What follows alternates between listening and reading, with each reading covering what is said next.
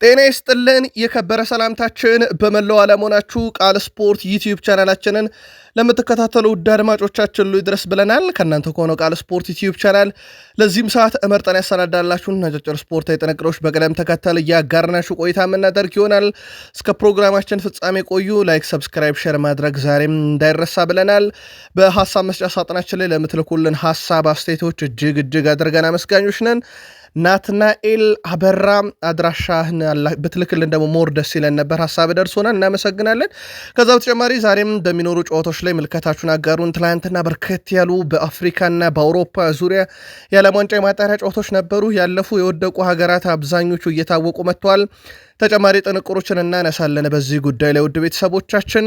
በመረጃ ሰዓታችን ከነኚህ በተጨማሪ የአውሮፓ ከዋክብትና ትልልቅ ክለቦችን የተመለከተም ዕለታዊ ጥንቅሮችን እናነሳለን። ሮናልዶ በሀገር ደረጃ የመጀመሪያ ቀይ ካርዱን እንደ አጠቃላይ 13ኛ ቀይ ካርዱን ተመልክቷል። ሊዮኔል አንድሬስ ሜሲ አዲስ ነገር ሰምተናል። ለየት ያለ መረጃም ከሜሲ ጉዳይ ጋር እያይዘን እናነሳለን።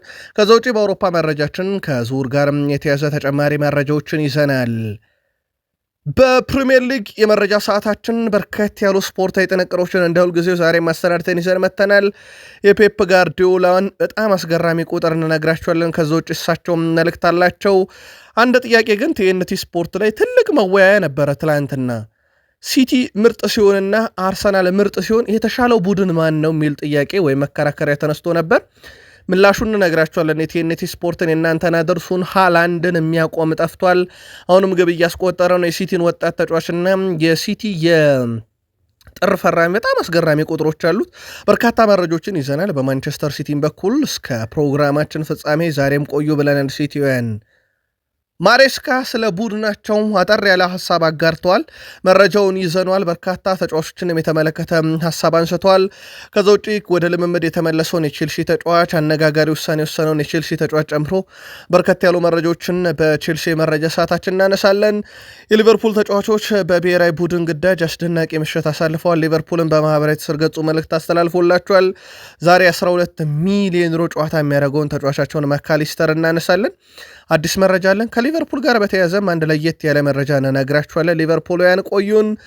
የአርሰናል ተጫዋቾች እንግሊዝን አሸናፊ ያደርገዋታል። ሁለቱም የአርሰናል ተጫዋቾች ነበሩ ትላንት ገቢ ያስቆጠሩት። ግን ሌሎቹ ተጫዋቾች እንዴት ያለ ምሽት አሳለፉ የሚለውን ነግራችኋለን። ቡካዮ ሳካ፣ ዴክላን ራይስ፣ ኢዜ፣ ሳሊባ በብሔራዊ ቡድን ደረጃ ነበሩ። ሪካርዶ ካላፊዮሪ እናነሳለን። ከዛ ውጭ ሁሉም ተፎካካሪዎቻችን ናቸው ብለዋል ግብ ጠባቂያቸው። በአርሰናል በኩል የዴክላን ራይስ ግብ ታመርጣለች። በጣም አስደናቂዋ ግብ። ከዙር ጋር ማያይዘን አርሰናል ቤት ተጨማሪ መረጃ ይዘናል። ህይወት ያለ ብሩኖ ፈርናንዴዝ ዩናይትድ ቤት ከባድ ነው። ለፖርቱጋልም ተመሳሳይ ነው የተፈጠረው። ትላንት ሲሸነፉ የለም ነበር። የካሜሮን ብሔራዊ ቡድን ነገር በጣም አነጋጋሪ ነው። በዩናይትድ በኩል ሁለት ተጫዋቾችን እናነሳለን። ከዛ ውጭ ግን ወደ ዩናይትድ ማን ይምጣ በሚለው ጉዳይ ላይ በርካቶች የግል መልከታቸውን እያጋሩ ነው። ሌጀንዶች ምናሉ የሚለውን እናደርሳቸዋለን። ዩናይትድን በቋሚነት መልቀቅ ስለማይፈልገውም ሩበን አሞሪ ብዙ ጠብቀው ስላላገኙት ተጫዋች፣ እንዲሁም አማድ ዲያሎ ወጣቶቹን ተጫዋቾች በተመለከተ ሰፋ ያለ ጥንቅር ይዘናል። እስከ ፕሮግራማችን ፍጻሜ እንደ አጠቃላይ ከኛ ጋር ከቆያችሁ እነኝና ሌሎች የተመራረጡ ርዕሰ ጉዳዮችን ታደምጣላችሁ። ላይክ፣ ሰብስክራይብ እና ሼር ማድረግ ግን እንዳይረሳ ውድ ቤተሰቦቻችን። በሀሳብ መስጫ ሳጥናችን ላይ ሀሳብ አስተያየታችሁን አጋሩን። ለምትልኩልን ሀሳብ አስተያየት ግን በጣም አመስጋኝ ነን። ናትናኤል አበራ የኛ ደግሞ የምናደንቀው አንተን ብቻ ነው። ጠዋት ይሄንን መልእክቴን እንድታቀርብልኝ በፍቅር ተገደሃል ቃላችን የሚል መልእክት ደርሶ ነው። በጣም አመሰግናለሁ ናትዬ። ሌሎችም ሀሳብ አስተያየታችሁን እያጋራችሁን በድጋሚ ከቃል ስፖርት ዩቲዩብ ቻናላችን ጋር መልካም ቆይታ ተመኘን። በአፍሪካ የዓለም ዋንጫ የማጣሪያ ጥሎ ማለፍ ጨዋታዎች ነበሩ። ዲሞክራቲክ ሪፐብሊክ ኦፍ ኮንጎ በመንግስት በኩል እንግዲህ ጉርሻ ይሰጣቸዋል ተብለው ጨዋታ እያደረጉ ይገኛሉ። ትላንትና ካሜሮንን ነው 1-0 በሆነ ውጤት ያሸነፉት። ባለቀ ደቂቃ ነበረ የዲሞክራቲክ ሪፐብሊክ ኦፍ ኮንጎን የማሸነፊያ ግብ ምቤምባ ማስቆጠር የቻለው። ዲሞክራቲክ ኮንጎ ማሸነፏን ተከትሎ እሁድ ለሚካሄደው የፍጻሜ ጨዋታ ማለፏን አረጋግጣለች። ዲሞክራቲክ ኮንጎ በፍጻሜም ከናይጄሪያ ጋር ነው የምትጫወተው። የፍጻሜውን ጨዋታ የሚያሸንፍ ቡድን በቀጥታ ለ2026 ዓለም ዋንጫ ለማለፍ ወደሚደረገው የመጨረሻ የማጣሪያ ውድድር ያልፋል ማለት ነው። ስለዚህ ምዕራፍ 1 ተጠናቋል ማለት ነው። እንግዲህ እንዳልኳችሁ ረብጣ ገንዘብ ነው ቃል የተገባላቸው። ይህንን ረብጣ ገንዘብ እንግዲህ ለመቀበል አንደኛውን ምዕራፍ ትላንትና ዲሞክራቲክ ሪፐብሊክ ኦፍ ኮንጎ ተወጥታለች። አመሻሽ ላይ የነበረው በአፍሪካም የዓለም ዋንጫ የማጣሪያ ጥሎ ማለፍ ጨዋታ ናይጄሪያ ጋቦንን 4-1 በሆነ ውጤት ድል አደርጋለች። ሰፊ የግብ ልዩነት ነው። የናይጄሪያን የማሸነፊያ ግቦች በ78 በነገራችን ላይ ሁሉም ጎል የተቆጠሩት ከረፍት በኋላና በጭማሪ ደቂቃ ላይ ነው። 78ኛው ደቂቃ ላይ አዳምስ ናይጄሪያ መሪ ያደረገ፣ በጋቦን በኩል ሌማን 89ኛው ደቂቃ ላይ ያደረጓቸው ወደ ጭማሪ ደቂቃ መራ ጨዋታው። ከዛ በኋላ ኢጁክ 97ኛው ደቂቃ ላይ፣ ቪክተር ኦሲሜን 102ኛውና 109ኛው ደቂቃ ላይ ሁለት ግቦችን ማስቆጠር ችሏል። ናይጄሪያ ማሸነፏን ተከትሎ እሁድ ለሚካሄደው የፍጻሜ ጨዋታ ማለፏን አረጋግጣለች። ናይጄሪያ በፍጻሜ የካሜሮንና የዲሞክራቲክ ኮንጎን አሸናፊ ነበር የምትገጥመው። የአሸናፊዋ ዲሞክራቲክ ሪፐብሊክ ኦፍ ኮንጎ መሆኗን ተከትሎ ናይጄሪያ ከዲሞክራቲክ ሪፐብሊክ ኦፍ ኮንጎ የፍጻሜ ጨዋታቸውን ያደርጋሉ። በቀጣይነት እንግዲህ በትልቁ የሁለቱ ሀገራት አሸናፊ ለአፍሪካ ዋንጫ ሲጠበቅ፣ ለዓለም ዋንጫ ሲጠበቅ፣ ሁለቱ ደግሞ በመንግስት በኩል ቃል ተገብቶላቸዋል ረብጣ ብሮችን እንዲያፍሱ። በአውሮፓ ዙሪያ ዛሬ የዓለም ዋንጫ የማጣሪያ ጨዋታዎች እንደዚሁ ቀጥለው የሚካሄዱ ይሆናል። ምሽት 2 ሰዓት አንድ ጨዋታ እንመለከታለን። ፊንላንድን ከማልታ የሚያገናኘውን ጨዋታ። ቀሪዎቹ ጨዋታት ምሽት 4 ሰዓት ከ45 ደቂቃ ሲል ይጀምራሉ። ስሎቫኪያ ከኖርዝ አየርላንድ፣ ጂብሊራርት ከሞንቴኔግሮ፣ ፖላንድ ከኔዘርላንድ፣ ሉክዘምበርግ ከጀርመን፣ ክሮኤሽያ ከፋሮ አይስላንድ የሚያደርጓቸው ጨዋታዎች ዛሬ በትልቁ ይጠበቃሉ። ትላንትና እንግዲህ ማለፋቸውን ካረጋገጡት ሀገራት ቀጥሎ ዛሬ ደግሞ ሌሎች ትልልቅ ሀገራት ለማለፍ የሚያደርጉት ፍልሚያ ነው። ጨዋታዎቹ እንግዲህ ከ2 ሰዓት ጀምሮ እስከ ምሽት 4 ሰዓት ከ45 ጀምሮ ይካሄዳሉ። ያው በትልቅ ቡድኖች የሚጫወቱም በአውሮፓ ዙሪያ ተጫዋቾችም ዛሬ ሀገራቸውን ወክለው የሚፋለሙበት ሌላ በጣም አስደናቂ ምሽት ይሆናል። በትላንትና ሁለት በርከት ያሉ ጨዋታዎች ሲካሄዱ ተጠባቂ ጨዋታዎች ከነበሩት ውስጥ አንደኛው የጣሊያንና የሞልዶቫ ጨዋታ ነበረ። ጣሊያኑ ጨዋታውን 2-0 በሆነ ውጤት አሸንፋ ለዓለም ዋንጫ ለማለፍ በሚደረገው ጥረት ላይ ወደ መጨረሻው ጨዋታ ተሸጋግራለች። ትላንትና ለጣሊያን ሁለቱን የማሸነፊያ ግቦች ማንሺኒ 88ኛው ደቂቃ ላይ፣ ኢስፖስቲዮ 92ኛው ደቂቃ ላይ ሁለቱን ግቦች ማስቆጠር ችሏል። በአዲስ ትውልድ እየተገነባች የምትገኘው ጣሊያን 25 የጎል ሙከራ ማድረግ አስፈልጎታል ጎል ለማግኘት፣ ያውም 88ኛው ደቂቃ ላይ መጀመሪያውን ግብ ለማስቆጠር። ሞልዶቫ ፍጹም ድንቅ ነበሩ በመከላከሉ ሂደት ላይ። ጣሊያን ብዙ ተፈትናለች። ጣሊያን ብሔራዊ ቡድንም በደረጃ ሰንጠረሹ ሁለተኛ እንዲቀመጥ ያደረገው ነው። 18 ነጥቦች አሉ። አንድ ቀሪ ጨዋታ አላት። ምናልባት ለጣሊያን በጣም አስቸጋሪው ጨዋታ ከኖርዌይ ጋር የሚደረገው መርሃ ግብር ይሆናል ማለት ነው። 18 ነጥብ 12 ግብ ልዩነት አለ። ምናልባት ጣሊያን በጥሎ ማለፍ የምትችልበት ደረጃ ሰንጠረዥ ላይ እንድትገኝ ያደረገ ውጤት ነበረ። ከዚሁ ምድብ ኖርዌይ በዓለም ዋንጫ ማጣሪያ ጨዋታ እጅግ በጣም ትልቅ ውጤት ነው ማስመዝገብ የቻለችው። ትላንትና ኖርዌይ 4-1 በሆነ ውጤት ኤስቶኒያን ማሸነፍ ችላለች። ለኖርዌይ አራቱን የማሸነፊያ ግቦች ሶሎሮዝ 50ኛውና 52ኛው ደቂቃ ላይ ሁለት ግቦችን፣ ሃላንድ 56ኛውና 63ኛው ደቂቃ ሁለት ግቦችን አስቆጥረው 4-1 አሸንፈዋል። ለኤስቶኒያ ብቸኛዋን ግብ ሳርማ ነበረ 65ኛው ደቂቃ ላይ ያስቆጠረው። በኖርዌይ ብሔራዊ ቡድን በኩል ግን ሁለት ግቦችን ሶሎሮዝ እና ኤርሊንግ ብሩት ሃላንድ አስቆጥረው ወደ ዓለም ዋንጫ ለማለፍ በሚደረገው ሂደት ላይ ኦልሞስት የገባች ያክል ነው እንነግራቸዋለን። ይህን በቁጥር አስደግፈን ኤርሊንግ ብሩት ሃላንድ ግን በ47 ጨዋታ 53ኛ ግቡን የደረሰው። ስለዚህ ለሀገሩ ከተጫወተው ጨዋታ በላይ ግቦች አሉት ማለት ነው ኤርሊንግ ብሩት ሃላንድ። ሌላ በጣም አስገራሚ የሚባል ሪከርድ ነው። ማርቲን ኦዴጋርድ ትላንትና በመልበሻ ክፍል ውስጥ ነበረ። ከ28 ዓመት በኋላ ነው ለዓለም ዋንጫ ለማለፍ የነበረው ፍልሚያ። ኦልሞስት ኖርዌይ ያልፋለች ማለት ይቻላል። ትላንትና ፈንጠዚያው ያንን ነበር የሚያሳየው። ኖርዌይ 21 ነጥብ አላት፣ ተጨማሪ 29 ግብ አላት። ጣሊያን 18 ነጥብና ተጨማሪ 12 ግብ አላት። በግብ መሃል ነው አሁን ትልቁ ልዩነት ያለው። በሁለቱ መካከል የ17 የግብ ልዩነት አለ። ስለዚህ ቀጣይ ደግሞ የሚፋለሙ ጣሊያንና ኖርዌይ ናቸው። ስለዚህ ጣሊያን ኖርዌይን 17-0 ሲደመር ታሸንፋታለች ተብሎ አይጠበቅም። ስለዚህ በሂሳባዊ ስሌት ደረጃ ያለምንም ጥርጥር ኖርዌይ ከ28 ዓመት በኋላ ለዓለም ዋንጫ አልፋለች የሚለውም በድፍረት መናገር ይቻላል። ቀጣይ የመጨረሻ ጨዋታ እስራኤል ከሞልዶቫ፣ ኢታሊያ ከኖርዌይ የፊታችን እሁድ ምሽት 4:45 የሚደረገው ከዚህ ምድብ የመጨረሻ የዓለም ዋንጫ የማጣሪያ ጨዋታዎች ይሆናሉ።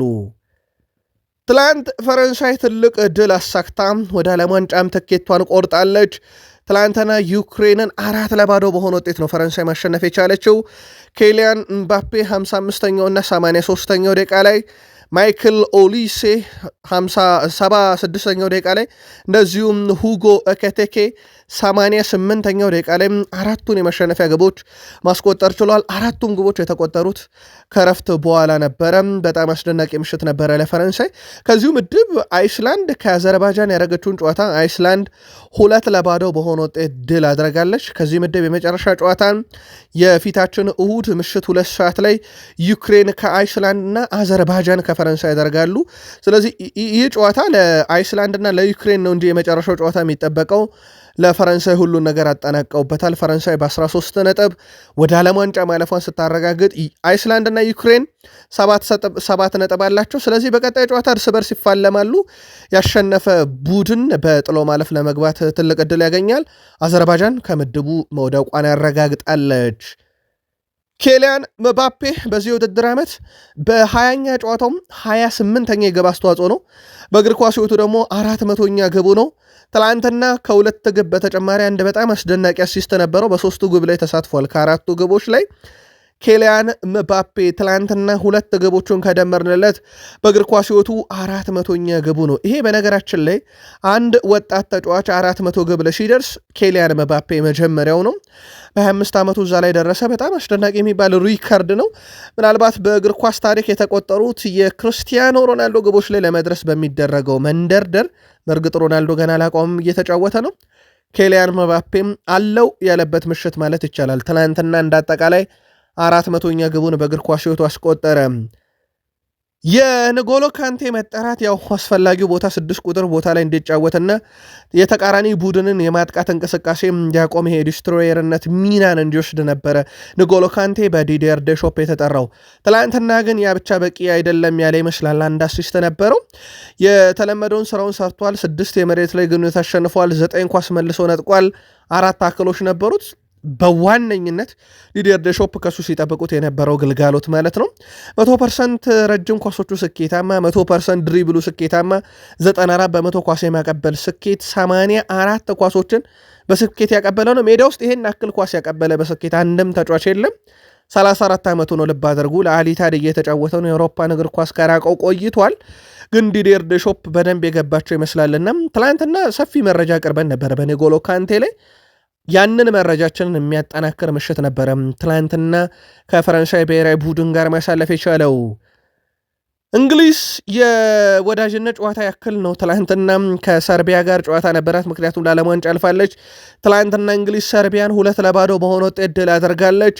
ሁለቱም ግቦች የተቆጠሩት በአርሰናል ተጫዋቾች ነው። ቡካዮ ሳካ 28ኛው ደቂቃ ላይ፣ ኤብሬቼ ኢዜ 90ኛው ደቂቃ ላይ ሁለቱን የእንግሊዝ የማሸነፊያ ግቦች ማስቆጠር ችለዋል። ኤብሬቼ ኢዜ በተከታታይ ጨዋታ ለእንግሊዝ ብሔራዊ ቡድን ግብ ያስቆጠረበት ምሽት ነበረ።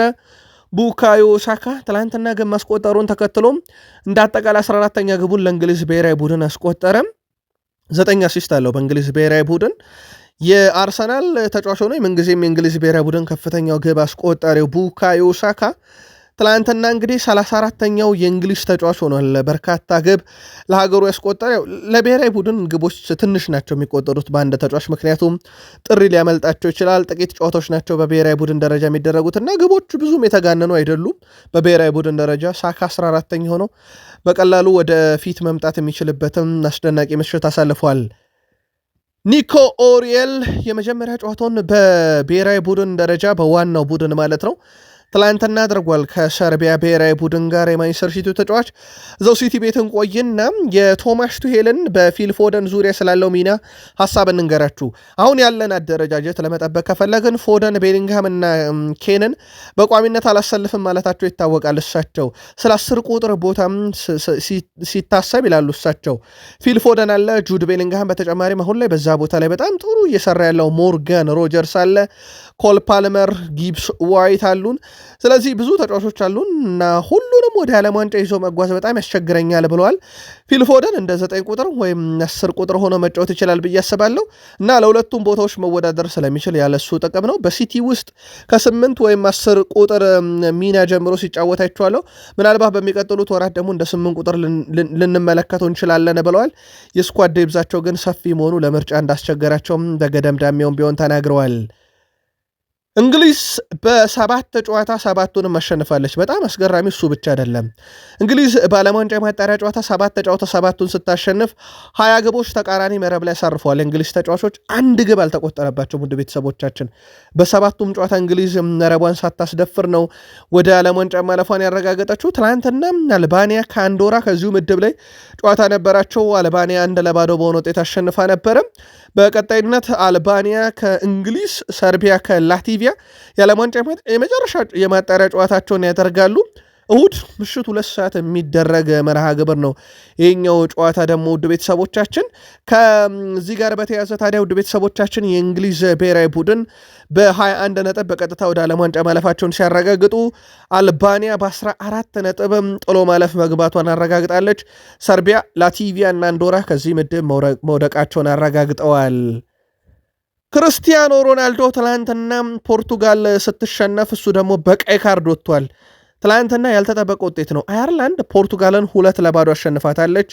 በጨዋታው ላይም ፓሮት ወደ 17ኛው ደቂቃ ነው ወደ 45ኛው ደቂቃ አካባቢ ያስቆጠራቸው ግቦች አየርላንድን 2-0 እንዲመሩ አስችሏቸው ነበረ። ከረፍት በኋላ ፖርቱጋል ጨዋታው ላይ ታንሰራራለች ተብሎ ቢጠበቅም ክርስቲያኖ ሮናልዶ ይባስ ብሎ 59ኛው ደቂቃ ላይ በቀይ ካርድ ወጥቶ ነገሮች ለፖርቱጋል የተባባሰ ሆነው አምሽተዋል። ፖርቱጋል ብሔራዊ ቡድን በኩል ወደ ዓለም ዋንጫ ማለፍ የምትችልበትን እድል ሳታመቻች እንደዚሁ የቀረችበት የመጨረሻው ጨዋታ ፈተና የበዛው እንዲሆን ያደረገበት ምሽት ነበረ። እንዴት የሚለውን በደረጃ ሰንጠረዡ መረጃ ስናደርሳችሁ እንመለከተዋለን። ፖርቱጋል በአየርላንድ 2-0 በተሸነፈችበት ጨዋታ የቡድኑ አምበል ክርስቲያኖ ሮናልዶ በቀይ ካርድ ከሜዳ ተሰናብቷል። የ40 ዓመቱ ክርስቲያኖ ሮናልዶ በፖርቱጋል ብሔራዊ ቡድን ተጫዋችነት የመጀመሪያ ቀይ ካርዱን ተመልክቷል። ሮናልዶ ለፖርቱጋል ባደረጋቸው 226 ጨዋታ ውስጥ የመጀመሪያ ቀይ ካርድ ሆኖ ተመዝግቧል። ይህንም ተከትሎ ፖርቱጋል የምታልፍ ከሆነ ሮናልዶ ቀጣይ የ2026 የዓለም ዋንጫ የመክፈቻ ጨዋታ ያመልጠዋል ማለት ነው። የቀጣዩም ጨዋታ ያመልጠዋል በማጣሪያው ካለፈች ደግሞ ፖርቱጋል የመክፈቻ ጨዋታ ያመልጠዋል። ፖርቱጋል ለዓለም ዋንጫ በቀጥታ ለማለፍ በምድብ የመጨረሻ ጨዋታ አርሜኒያን ማሸነፍ ይጠበቅባታል። በጣም አደገኛ ምሽት እንደሚሆን ደግሞ እንመለከተዋለን። ክርስቲያኖ ሮናልዶ በክለብ ደረጃ 12 ቀይ ካርዶችን ተመልክቷል። ትላንትና ለመጀመሪያ ጊዜ ነው በብሔራዊ ቡድን ደረጃ ቀይ ካርድ የተመለከተው። ስለዚህ በክለብ ደረጃ የመጀመሪያው አይደለም። እንደ አጠቃላይ ቀይ ካርድ ለሮናልዶ 12 ታይቷል። ትላንትና 13ኛውን በብሔራዊ ቡድን ደረጃ እንደዚሁ ተመልክቷል። ከቀይ ካርዱ በኋላ ትላንትና ሮናልዶ ለአየርላንድ ደጋፊዎች እንግዲህ አታለቃቅሱ እያለ ነበር። ምክንያት ግን አለው። ትላንትና የአየርላንድ ደጋፊዎች የቀድሞ እጮኛውን ስም እያነሱ ሲዘምሩ ነበረ። በስቴዲየሙ በደስታ ማለት ነው።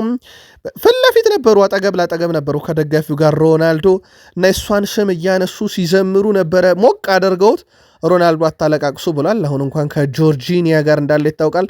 ከዓለም ዋንጫ ማግስት ጋብቻ ይፈጽማሉ። ከ226 ጨዋታ በኋላ የመጀመሪያ ቀይ ካርዱን ሲያይ ማለት ነው። ፖርቱጋል ትላንትና ድል አለማድረጓን ተከትሎ በጣም ወርቃማ ድል አመልጧታል። አየርላንድ ደግሞ ለዓለም ዋንጫ ተስፋዋን አለምልማለች። ፖርቱጋል በ10 ነጥብ ምድቡን ትመራለች። ሃንጋሪ በ8 ነጥብ ትከተላለች። አየርላንድ በ7 ሶስተኛ፣ አርሜኒያ መውደቋን አረጋግጣለች። ምናልባት ለፖርቱጋል ጥሩ የሚባለው ዜና ትላንት ሃንጋሪ አርሜኒያን 1-0 አሸንፋለች እና በዛ ነው እንግዲህ ወደ ሁለተኝነት የመጣችው በ8 ነጥብ። ቀጣይ ጨዋታ ፖርቱጋል ከአርሜኒያ ነው የሚያደርጉት። ሃንጋሪ ደግሞ ከአየርላንድ ምሽት 5 ሰዓት የሚደረግ ጨዋታ ነው እሁድ። ሁለቱም ጨዋታዎች በተመሳሳይ ሰዓት። ለፖርቱጋል ቀጣዩ ተጋጣሚ ቀላል ናት። በንጻሬ ደረጃ አሸንፋ ፖርቱጋል ወደ ዓለም ዋንጫ ለመግባት ጥሩ ዕድል አግኝታለች። ወደ ዓለም ዋንጫ ትኬት የቆረጡ ሀገራት ብዛት ከፍ እያለ መጥቷል። ወደ ቤተሰቦቻችን በዚህ መሰረት አዘጋጆቹ አሜሪካ፣ ሜክሲኮ፣ ካናዳን በመከተል የዓለም ዋንጫ ተሳታፊ ሀገራት በዚህ ሰዓት ጃፓን፣ ኒውዚላንድ፣ ኢራን፣ አርጀንቲና፣ ኡዝቤኪስታን፣ ጆርዳን፣ ደቡብ አፍሪካ፣ አውስትራሊያ፣ ብራዚል፣ ኤኳዶር፣ ኡራጋይ፣ ፓራጓይ፣ ኮሎምቢያ ከአፍሪካ እና ሞሮኮ፣ ቱኒዚያ፣ ግብፅ፣ አልጄሪያ፣ ጋና፣ ኬፕ ቨርዴ፣ ደቡብ አፍሪካ ካታር ከአውሮፓን እንግሊዝ ከዛ ሳውዲም ማለፏን አረጋግጣለች። ባለፈው ወር ላይ ትላንትና በስቲያን በነበሩ ጨዋታዎች ላይ ያለፉ ሀገራት አሉ። አይቮሪኮስት፣ ሴኔጋል ከአፍሪካ መጥቀስ እንችላለን። ፈረንሳይና እንግሊዝ ትላንትና ያለፉ ናቸው። በአጠቃላይ 19 ቡድኖች ማለፋቸውን አረጋግጠዋል። ቀጣይ በሚደረጉ ጨዋታዎች ደግሞ ሌሎች ሀገራት ማለፋቸውን ያውቃሉ። የዓለም ዋንጫ ሊጀመር 210 ቀናት ኦልሞስት 209 ቀናት ያክል ቀርቶታል። ሜክሲኮ ሲቲ ኤስታዲዮ አዜትካ ላይ የመጀመሪያው ጨዋታ ይደረጋል። ከዓለም ዋንጫ ነክ መረጃዎቻችን ወጣ እንበል። የ8 ጊዜ የባሊዮንዶር አሸናፊው ተጫዋች ሊዮኔል አንድሬስ ሜሲ በቀድሞ ክለቡ ባርሴሎና ሐውልት ሊቆምለት መሆኑ ተገልጿል። ባርሴሎና ለሊዮኔል ሜሲ በአዲሱ ካምፕ ኑ ስቴዲየም በር ላይ ሐውልት ለመስራት ማቀዱን የክለቡ ፕሬዚዳንት ሁዋን ላፖርታ ተናግሯል። ከሜሲ መውጣት ጀርባ የዚህ ሰው መኖር እንዴት እንደነበረም አላዛር አስገዶም የሰራውን ልዩ ትንታኔ ተከታተሉት በኦፊሻል ገጹ ላይ። ሁዋን ላፖርታ ሲናገሩም ሁሉም የባርሴሎና ደጋፊ ሜሲ ሐውልት እንዲቆምለት ይፈልጋል ያሉ ሲሆን ይህንን እውን ለማድረግ እየሰራን ነው ሲሉ ተደምጠዋል። ፕሬዚዳንቱ አክሎም የሐውልቱን ንድፍ ተሰርቶ ሲጠናቀቅ ከሊዮኔል ሜሲ ቤተሰብ ጋር እንነጋገራለን ብለዋል። ሊዮኔል ሜሲ ሐውልቱ እንዲቆም ፍቃዱን ሲሰጥ ክለቡ ወደ ስራ እንደሚገባም ፕሬዚዳንቱ አያይዘው ገልጸዋል።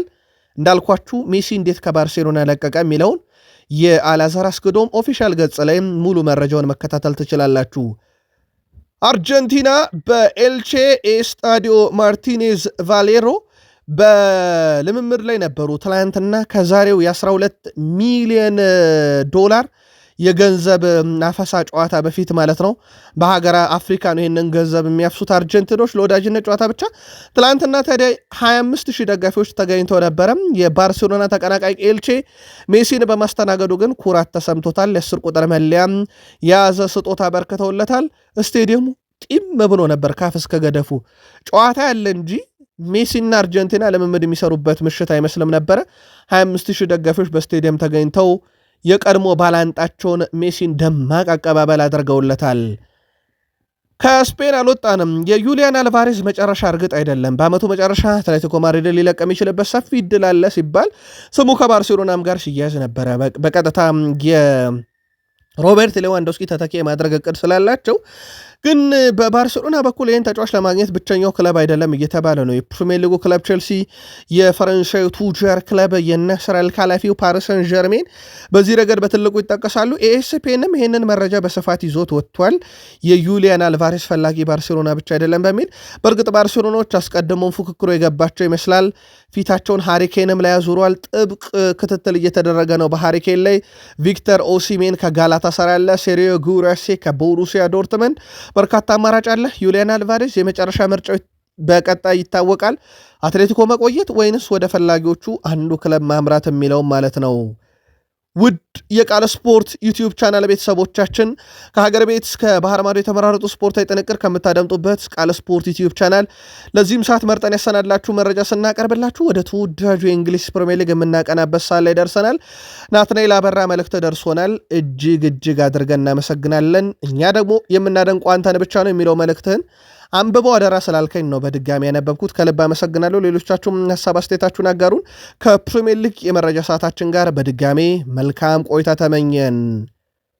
የካታላን ብሔራዊ ቡድን ከቀናት በኋላ ከፍልስጤም ብሔራዊ ቡድን ጋር በባርሴሎና የወዳጅነት ጨዋታ ያደርጋሉ። የወዳጅነት ጨዋታው በባርሴሎና ኦሎምፒክ ስቴዲየም የሚካሄድ ይሆናል። በዕለቱ ደጋፊዎች የወዳጅነት ጨዋታውን እንዲታደሙ አሰልጣኝ ጆሴፕ ፔፕ ጋርዲዮላ መልእክት አስተላልፈዋል። ጨዋታው ከጨዋታ በላይ ነው ያሉት ጋርዲዮላ በጋዛ ህይወታቸው ያለፈ ከ400 በላይ ስፖርተኞች በማሰብ አብሮነታችን እናሳይ እያሉ ይገኛሉ። ከጨዋታው ትኬት ሽያጭ የሚገኘው ሙሉ ገቢ በፍልስጤም ጋዛ ለሰብአዊ እርዳታ ይውላል ተብሏል። የወዳጅነት ጨዋታው ቀጣይ ሳምንት ማክሰኞ ስፔን የዓለም ዋንጫ ማጣሪያ ጨዋታውን ከቱርክ ጋር በምታደርግበት ዕለት ነው የሚካሄደው። የካታላን ብሔራዊ ቡድን በዩኤፋና ፊፋ እውቅና የሌለው ቢሆንም የተለያዩ የወዳጅነት ጨዋታዎችን ያደርጋል። በነገራችን ላይ በስፔን ውስጥ ካሉ ፖለቲካዊ ጉዳዮች አንደኛው የካታላን መገንጠል ነው። ካታላን ስትገነጠል ባርሴሎና አብሮ እንደሚገነጠል እንዳትዘነጉ ውድ ቤተሰቦቻችን። ካታላን እውቅና ባይኖረውም ሀገር ነኝ ብለው እንደ ብሔራዊ ቡድን ያውም ከፍልስጤም ሊጫወቱ ነው። ፔፕ ጋርዲዮላን ጥሪ ነገርናችሁ። ፔፕ ጋርዲዮላን ካነሳን ግን ሲቲ ቤትን ቆይና ያው 1000 ጨዋታ ላይ እንደደረሱ ይታወቃል። ለመሆኑ 1000 ጨዋታቸው ላይ ሲደርሱ የማሸነፍ ንጻሪያቸው የሌሎች አሰልጣኞች ጋር ስናነጻጽረው የጋርዲዮላ እንዴት ያለ ነው ካለን የጋርዲዮላ ከሁሉም የላቀ ነው። 72% ጨዋታን የማሸነፍ ንጻሬ ላይ ደርሰዋል። 1000ኛ ጨዋታቸው ላይ ሲደርሱ ጆዜ ሞሪኒዮ ስፔሻል ዋን 62% ነበሩ። ካርሎ አንቸሎቲ 60% ነበር የማሸነፍ ንጻሬያቸው 1000ኛ ጨዋታቸው ላይ ሲደርሱ። ጆርጌ ሄሱስ 58%፣ አርሰን ቬንገር 57% ጨዋታ የማሸነፍ ንጻሬ ነበራቸው። ስለዚህ 1000 ጨዋታ ላይ ሲደርሱ የጋርዲዮላ የማሸነፍ ንጻሬ ፍጹም የተለየና በጣም አስደናቂ መሆኑን ከዋን ፉትቦል ላይ ያገኘነው መረጃ ያመለክታል። መግቢያችን ላይም ጥያቄ ያነሳን መወያ ለአድማጭ ተመልካቾቻችን ምርጥ ሲሆኑ አርሰናልም ሲቲም በምርጥ ብቃታቸው ላይ ሲገኙ ማን የተሻለ ቡድን የሚል መከራከሪያ ተነስቶ ነበረ። ቲኤንቲ ስፖርት ላይ የዕለቱ አዘጋጆች ሰፊ ውይይት ካደረጉ በኋላ የትኛው ቡድን በጣም የተሻለ ነው በሚለው ጉዳይ ላይ ሲቲን አስቀድሟል። ከአርሰናል ምርጥ ቡድን ይልቅ ሲቲ ምርጥ ሲሆን ለዋንጫ ያስፈራል ብሏል እና የቲኤንቲ ስፖርት ጋዜጠኞች ሲቲ ምርጥ ከሆነ ከአርሰናል በተሻለ ፕሪሚየር ሊጉን ሊያነሳ ይችላል። የአርኔ ስሎት ክለብ ሊቨርፑልም ምርጥ ሲሆን የተሻለ ነው፣ ግን አሁን ምርጥ አይደለም ብለዋል። ግን እንደ አጠቃላይ ውይይት ያደረጉት በሲቲና በአርሰናል ላይ ስለነበረ ከሲቲና ከአርሰናል ምርጡ ቡድን በጣም የተሻለው ማን ነው ሲል የቲኤንቲ ስፖርት ዘጋቢዎች ሲቲን መርጠዋል። የእናንተን የቃል ስፖርት ዩቲዩብ ቻናል ቤተሰቦች በሀሳብ መስጫ ሳጥናችን ላይ ላኩልን። ኤርሊንግ ብሮት ሃላንድ በዚህ ሲዝን በክለብና በሀገሩ ያለውን ቁጥር ካየን በ19 ጨዋታ 30ኛ ግቡ ላይ ደርሷል። ወደ ቤተሰቦቻችን 33 አሲስት አለው፣ አንድ ፍጹም ቅጣት ምትን ያስቆጠረው። በሌላ አማርኛ 29 ግብ ከክፍት ጨዋታ የተገኙት 33 የግብ አስተዋጽኦ አለው ማለት ነው። ሃላንድ በፕሪሚየር ሊጉ 14 ግብ አለው። ኢገር ቲያጎና ዳኒ ዌልቤክ ተከታዮቹን ሁለቱን ስንደምር 14 ግብ አላቸው ከሃላንድ እኩል ማለት ነው። ዘንድሮ ለወርቅ ጫማውም እየገሰገሰ ይገኛል። የሚቃረበው ሊኖር ይችላል እንጂ ዘንድሮስ የሚበልጠው አለ ተብሎ ለማሰብ ይከብዳል። ሃላንድን እንደ አውሮፓም 30 ግቦች ላይ ደርሷል። ገና 19 ጨዋታ ነው የውድድር ዓመቱ 1/4ኛ ላይ ነን ያለነው ውድ ቤተሰቦቻችን። ሃላንድ በብዙ መንገድ የውድድር ዓመቱን ራሱ ጥሎት ሄደው ይመስላል። ስፔናዊው የተከላካይ አማካይ ኒኮ ጎንዛሌስ ትንሹ ሮድሪ እየተባለ ነው በሲቲ ያው እሱን ለመተካት ከመጡ ተጫዋቾች አንደኛው ነው። ብዙ ነገሮቹ ጥሩ ናቸው። በውድድር ዓመቱ እንዳጠቃላይ ወልቭስ ጀምሮ ባደረጋቸው ጨዋታዎች ላይ ከ88% በታች ኳስ የማቀበል ስኬት የለውም ውድ ቤተሰቦቻችን። ይህም የተመዘገበው በሊቨርፑል ጨዋታ ላይ ነው፣ በፕሪሚየር ሊጉ ላይ ማለት ነው። አብዛኞቹ ከ90 በላይ ናቸው። ወልቭስ፣ ቶትንሃም፣ ናፖሊን ሲገጥሙ፣ አርሰናል ሃደርስፊልድን ሲገጥሙ፣ በርንሌይ፣ ሞናኮ፣ ኤቨርተን፣ ቪላሪያል፣ እነ ስቶን ቪላ፣ ስዋንሲ ሲቲ፣ በርነማውዝ፣ ዶርትመንድን ሲገጥሙ ከ90 በላይ ነው ውድ ቤተሰቦቻችን ኳስ የማቀበል ስኬቱና የጋርዲዮላ ስብስብ የሚታወቀው በኳስ የማቀበል ጥራት ነው። ብዙ የድሪብል ቡድን አይገነቡም እሳቸው። ምናልባት በሜሲ አይተነዋል ያንን ነገር። ከቅርብ ጊዜ ወዲህ ደግሞ በሲቲ በደንብ ፐርፌክት በሆነ መንገድ ጀሬሚ ዶኩ እያሳየን ነው የድሪብል ስኬቶችን።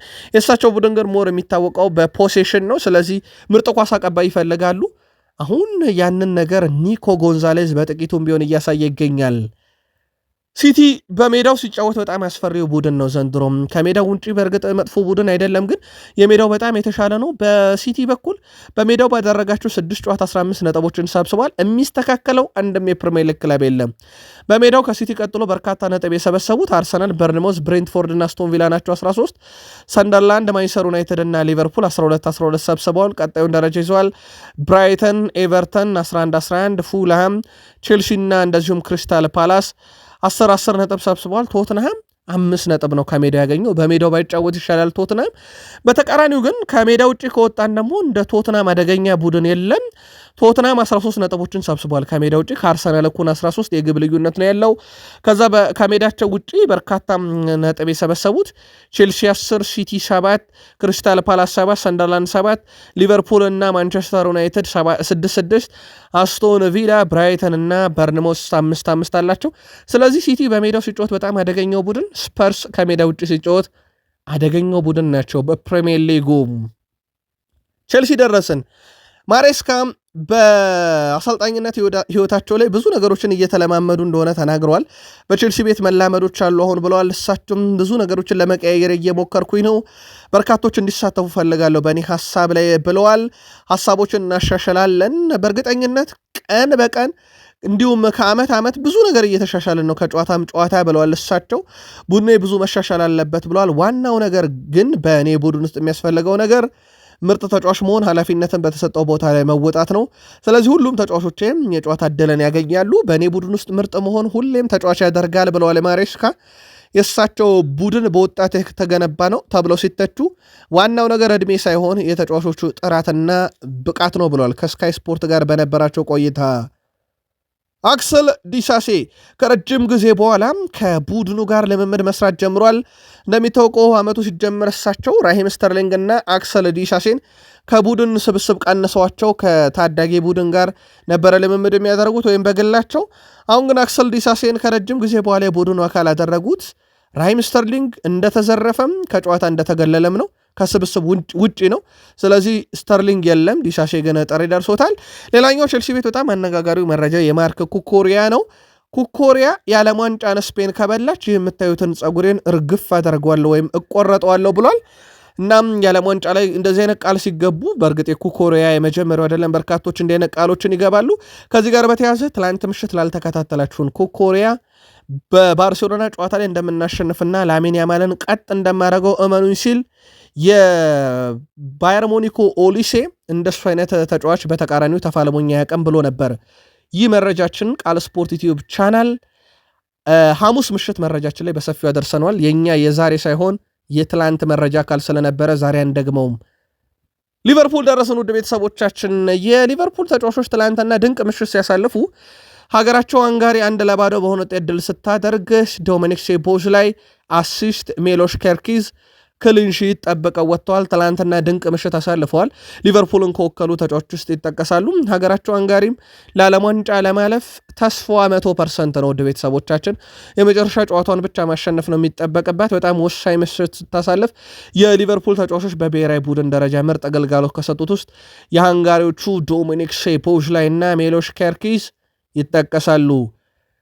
ሀገራቸውን ከወከሉ ሌሎች ተጫዋቾች ውስጥ ሁጎ ኤኪቲኬም ትላንትና የመጀመሪያ ግቡን ለሀገሩ ማስቆጠር ችሏል። ሀገሩ ማለፍ ስትችል የማሳረጊያውን ግብ ያስቆጠረው ሁጎ ኤኪቲኬ እንደነበረ ይታወቃል። ትላንትና ኢብራሂማ ኮናቴና የሁጎ ኤኪቲኬ ሀገር ፈረንሳይ ለ2026 የዓለም ዋንጫ አልፋለች። በዚህም ሊቨርፑል በይፋ ገጻቸው ላይ ክለቦቻቸው ተጫዋቾች ኢብራሂማ ኮናቴ እንደዚሁም ሁጎ ኤኪቲኬ ሀገራችሁ ለዓለም ዋንጫ ስላለፈች እንኳን ደስ ያላችሁ የሚል መልእክትን እንደዚሁ ማስተላለፍ ችለዋል። ሌላ ትላንት የተመለከትነው በኤልቼ ሜዳ ላይ ከነበሩ የአርጀንቲና ብሔራዊ ቡድን ተጫዋቾች አሌክሲስ ማካሊስተር ይጠቀሳል። ትላንትና ከብሔራዊ ቡድኑ ጋር ልምምድ አድርጓል። $12 ሚሊዮን ሊያፍሱ ዛሬ አንጎላ ተገኝተው የወዳጅነት ጨዋታ እንደሚያደርጉ ይታወቃል። አነጋጋሪው ጨዋታ ምን አይነት ተቃውሞ ያስተናግዳል የሚለው በራሱ በትልቁ እየተጠበቀ ነው። ምናልባት ተቃውሟቸውን እርግፍ አድርገው ትተው ሜሲን ለማየት ብቻ ጸጥ ረጭ ይላሉ የአንጎላውያን፣ እንመለከተዋለን። ከአሌክሲስ ማካሊስተር ጋር በተያያዘ ግን ትላንትና ልምምድ ሲሰራ ተመልክተነዋል። ሊቨርፑሎች ከኮንትራት ማራዘም ጋር በተያያዘ ከብዙዎች ጋር እየሰሩ ነው። ኢብራሂማ ኮናቴን ኮንትራት ለማራዘም እየሰሩ ነው። የነ ዶሚኒክ ሶቦስላይ ላይ ይጠቀሳል። ሌላኛው ሪያን ግራቨንበርግ፣ አሁን ደግሞ አሌክሲስ ማካሊስተርንም ወኪሉን ለማነጋገር እቅድ ይዘዋል ተብሏል። የበርካታ የአውሮፓ ትልቅ ክለቦች ቀለብ የሳበ ተጫዋች ነው አሌክሲስ ማካሊስተር በራሱ። ስለዚህ ረጅም ጊዜ ኮንትራት ያቀርቡለታል ተብሏል። ድርድሩ በቅርብ ቀናት ይጀምራል ተብሏል። የሊቨርፑልን መረጃ ለማጠቃለል የየርገን ክሎፕ ሊቨርፑል ፍጹም የተለየ ነበረ። እሳቸው ከቡድኑ ጋር በዝውውር ጉዳይ አልተስማሙም ተብሎ ክለቡን ከለቀቁበት ጊዜ ጀምሮ የስቱትጋርቱ ሴባስቲያን ሆንስ፣ የማርሴው ሮቤርቶ ዲዘርቢ፣ የዢሮና ሚሼል፣ የአትሌቲኮ ቢልባኦ ኤርኔስቶ ቫልቬርዴ እና የዩቬንቱሱ ሉቻኖ ስፓሌቲ የዕቅድ አካል ነበሩ። ከዛ ስሎት መጡ፣ ቡድኑን የዋንጫ ባለቤት አረጉት፣ በብዙ ተደነቁ። አሁን ዘንድሮ ሊቨርፑል በጣም መጥፎ አቋሙን ሲያሳይ የለም የክሎፕ ቡድን ዋንጫ የበላው እሳቸው ምናልባት በሊቨርፑል ተቃውሞ ይደጋጥማቸዋል ሲባል እስካሁን ተቃውሞ የለም። ባለቤቶቹም በእሳቸው ላይ እምነት አለ ተብሏል። ከተሰናበቱ ግን ዳግም ወደዚህ ዝርዝር ሊቨርፑል ሊመለስ ይችላል ተብሏል። የእንግሊዝ ብሔራዊ ቡድን ትላንት 2-0 ስታሸንፍ ሁለቱም ግቦች የአርሰናሎቹ ኢዜና ሳካ ናቸው ያስቆጠሩት ብለናችሁ ነበረ። በነገራችን ላይ ሳካ ጎል የመቆጠር እድሏ 0.02 ነው። ከምንም ነው ያስቆጠራት። የኢዜ ጎል የመሆን ቻንሷ 0.03 ነው። እችም ተቆጥራለች። የአርሰናል ተጫዋቾች ግብ ለመሆን በጣም የሚያስቸግሩ ግን ደግሞ የግል ብቃታቸው ቴክኒካል የሆነ ብቃታቸውን ተጠቅመው ግብ አስቆጥረው እንግሊዝ ያለመሸነፍ ጉዞ የአሸናፊነት ጉዞዋን እንድትቀጥል ያደረገ ምሽት ነበር። ያው እንግሊዝ የወዳጅነት ጨዋታ ያክል ነው የምታደርጋቸው የማጣሪያ ጨዋታዎች፣ ምክንያቱም አስቀድማ ማለፏን አረጋግጣለች። ስለዚህ መርሃ ግብር ብቻ እያሟሉ ነው የሚገኙት የእንግሊዝ ብሔራዊ ቡድን። ትላንትና የአርሰናሎቹ ሳካና ኢዜ ድንቅ ምሽት አሳልፈዋል። ጨዋታውን የተከታተላችሁ ካላችሁ ግን ተጨማሪ መልካታችሁን አድርሱን።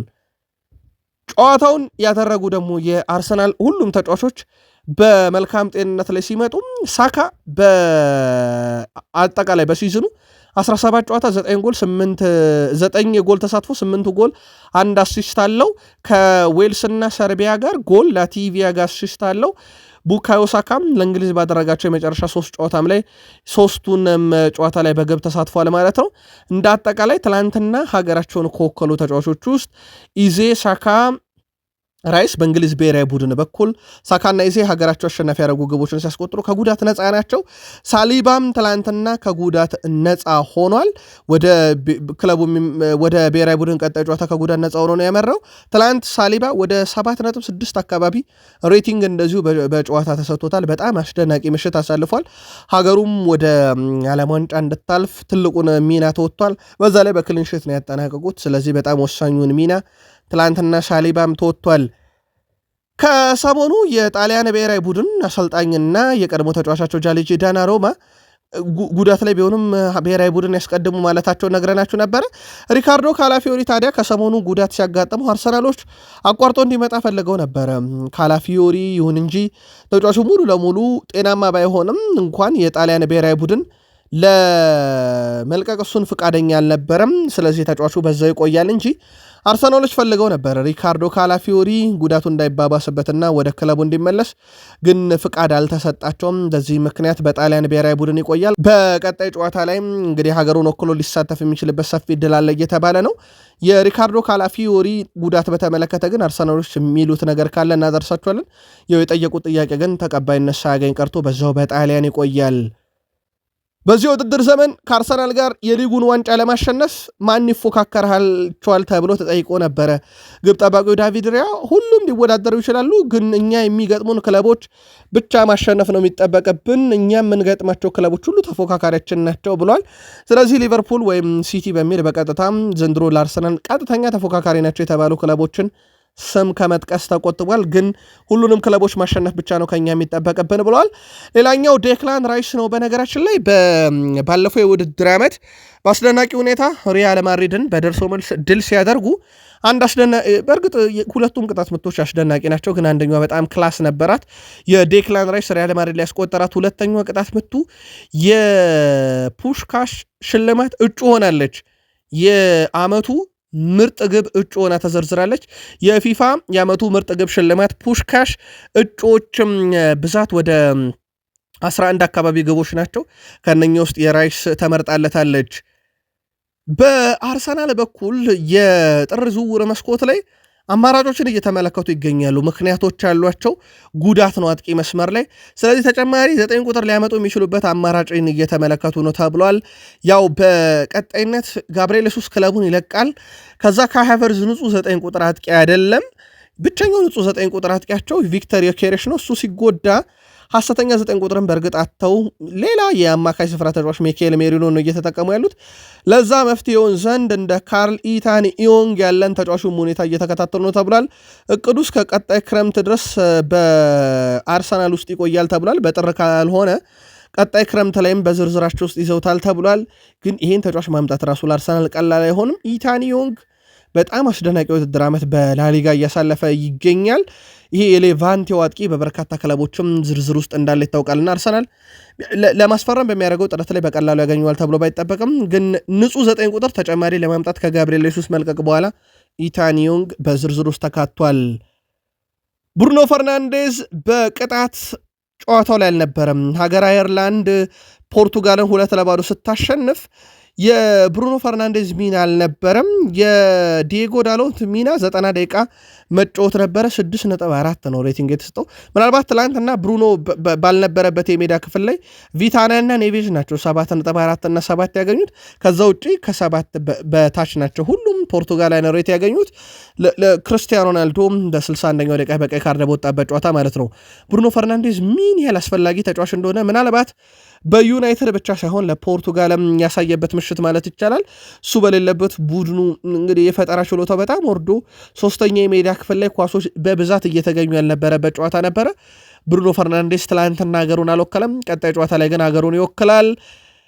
ከብሔራዊ ቡድን ጋር በተያያዘ ግን ትላንትና ኮንጎ ካሜሮንን ማሸነፏን ተከትሎ ካሜሮን ከዓለም ዋንጫ ውጭ መሆኗ ተረጋግጧል። ስለዚህ የቀድሞ የዩናይትድ ተጫዋች አንድሬ ኦናና በግብ ጠባቂነት፣ የአሁኑ የዩናይትድ በጣም አስደናቂ ተጫዋች ብሪያን ቤሞ በአጥቂነት የዓለም ዋንጫ ላይ አይኖሩም ማለት ነው። ዩናይትድ ደጋፊዎች እነኝን ማየት አይችሉም።